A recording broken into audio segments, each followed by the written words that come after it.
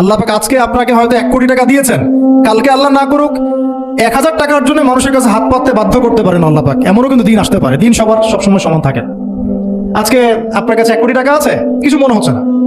কালকে কে জানে, আল্লাহ না করুক যে 1000 টাকা কারো কাছে চাইতে হচ্ছে, 1000 টাকার জন্য ঠেকে গেছেন, হতে পারে না? তো রিজিককে মানুষ তাজিম না করলে রিজিক দূরে চলে যায়। দুটো বিষয় খেয়াল রাখবেন, দুটো বিষয়। এক হচ্ছে মাঝে মাঝে মনের মধ্যে কিছু আমল করার ইচ্ছা আসে না? মনে হলো যে আচ্ছা একটু 10টা আয়াত পড়ি, মনে হয় না মাঝে মাঝে এমন মনে হয় না? ওই সময় এই যে মনের মধ্যে যে এই ইরাদাটা জাগ্রত হওয়া, এটাকে আমরা বলি ওয়ারিদ। অন্য ভাষায় আপনি বলতে পারেন মেহমান। কি বলতে পারেন? এটা আল্লাহর পক্ষ থেকে আপনার কলবের মধ্যে মেহমান হিসেবে এসেছে। এখন আপনি যদি আমলটা করেন, সেই মেহমান বারবার আপনার কলবে আসবে। যদি আপনি ওই সময় আমলটা না করেন, মেহমান চলে যাবে, মেহমান অসম্মানিত হলে পরে আর আসবে না। একইভাবে রিজিক আল্লাহ পাক দিয়েছেন, এর তাজিম যদি করতে পারেন রিজিক বেশি আসবে। রিজিকের তাজিম সম্মান করতে না পারলে রিজিক আসবে না, বেশি কমে যাবে। উসমান রাদিয়াল্লাহু আনহু সবচেয়ে ধনী ছিলেন না? কেন জানেন? কেন? এটা কি জানেন কেন ধনী ছিলেন? একে তো তিনি প্রচুর দান সদকা করতেন, এটা তো আপনারা জানেনই। আরেকটা জিনিস অনেকে জানে না, তিনি উটের পিঠে বসেছিলেন, কিছু একটা খাচ্ছিলেন, এই 2-1টা দানা পড়ে গেছে নিচে। উটের পিঠ থেকে নেমেছেন, নেমে সেই দানা উঠিয়েছেন, পরিষ্কার করেছেন, ধুয়েছেন, আবার খেয়েছেন। তার এই 2-4টা দানার কোনো কিন্তু মানে পরোয়া না করলেও চলে, তার প্রচুর অর্থ সম্পদ আছে। এত অর্থ সম্পদ যে তাবুক যুদ্ধের দিন 30,000 সেনাবাহিনীর দায়িত্ব নিয়েছেন। 30,000 সেনাবাহিনী দায়িত্ব নিয়েছেন, সেনাবাহিনী যাবে, থাকবে, খাবে, তাবু টাঙাবে, সব দায়িত্ব তার। 30,000 সেনাবাহিনীর দায়িত্ব নেওয়া কি চারটাখানি কথা? তো এই সাহাবী এই কয়েকটা খাবারের দানা উঠিয়ে খেলেন। নবী সাল্লাল্লাহু আলাইহি ওয়াসাল্লাম বলেছিলেন যে তোমাকে আল্লাহ পাক রিজিক বাড়িয়ে দিবে না কেন? তুমি রিজিকের যে তাজিম বা যে সম্মান তুমি করো, এর বদৌলতে আল্লাহ পাক তোমাকে বেহিসাব রিজিক দিবেন।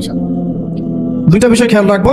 আমলের মেহমান হৃদয়ের মধ্যে আসলে তাকে ফিরাই না দেওয়া, তাহলে সেই মেহমান কিন্তু আর আসবে না।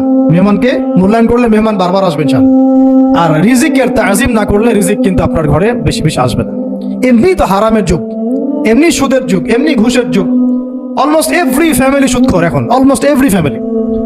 মেয়েরা স্পেশালি যারা শাশুড়ি টাইপের, আপনারা মাইন্ড করেন না, তাদের সাইকোলজি যে এতই নিচে নেমে গেছে এখন যে আমার মেয়ে জাহান্নামে যায় যাক, হ্যাঁ আমার মেয়ে জাহান্নামে যায় যাক, সমস্যা নাই, দুনিয়াতে সে যেন ভালো থাকে।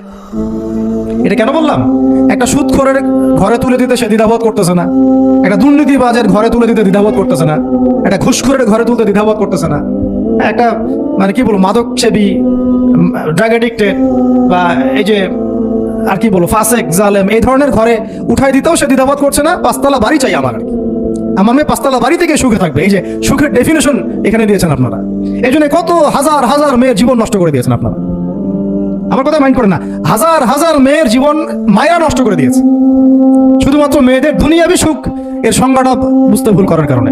এর নাম যদি সুখী হইতো, তাহলে অমুসলিমরা সুখী না কেন? পশ্চিমারা সুখী না কেন? ওরা আত্মহত্যা করে কেন? এইভাবে মেয়েদের জীবন নষ্ট করেছেন। অথচ অল্প যদি হালাল রিজিকও হতো, আল্লাহ পাক তাকে বরকত দিতেন, সুখে থাকতো। আল্লাহ পাক আপনাদেরকে রিজিকের মূল্য বোঝার, তাজিম করার তৌফিক দান করেন, আমিন। অনেক ভিতরে ভিতরে চলে যাচ্ছে আমি, সময় আমাদের হাতে আরো শর্ট হয়ে আসতেছে। তো এখানে একটা কথা বলে দিব যে রিজিকের প্রসঙ্গ যেহেতু আসছে, যে হালাল খেতে হবে আমাদেরকে, হারামের দ্বারস্থ হওয়া যাবে না। আপনার স্বামী যদি হারাম খায়, আপনি স্বামীকে বুঝান, তাকে ওই চাকরি ছেড়ে দিতে আপনি উৎসাহিত করেন।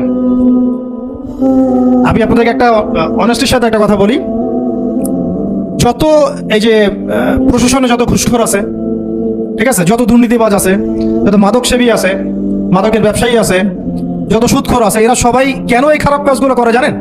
তার স্ত্রীকে ভালো রাখার জন্য, তার মাকে ভালো রাখার জন্য, তার সন্তানদেরকে ভালো রাখার জন্য। তাহলে স্ত্রী হিসেবে, সন্তান হিসেবে, মেয়ে হিসেবে আপনি বলবেন যে আমাদের এইসব ভালোর দরকার নাই আব্বু, হে আমার প্রিয় স্বামী, আমার এসব ভালোর দরকার নাই, হে আমার ছেলে, আমার এসব ভালোর দরকার নাই, তুই হালাল পথে থাক, ওইখানে তুই আমাকে ডাল ভাত খাওয়া, আমি খুশি আছি।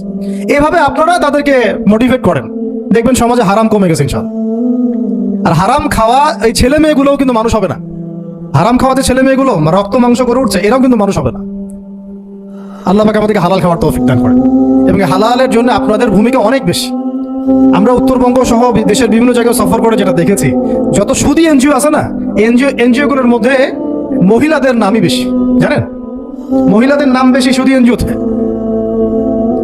তো এই দাওয়াতগুলো আমরা মা বোনদেরকে দিতে চাই যে কোন অবস্থাতে যেন হারাম রিজিকের দিকে আপনারা না ধাবিত হন এবং রিজিকে তাজিম করেন, পরিবারের মধ্যে হৃদ্যতা ভালোবাসা বজায় রাখেন, একে অপরকে বিশ্বাস, সম্মান এবং শ্রদ্ধা করেন।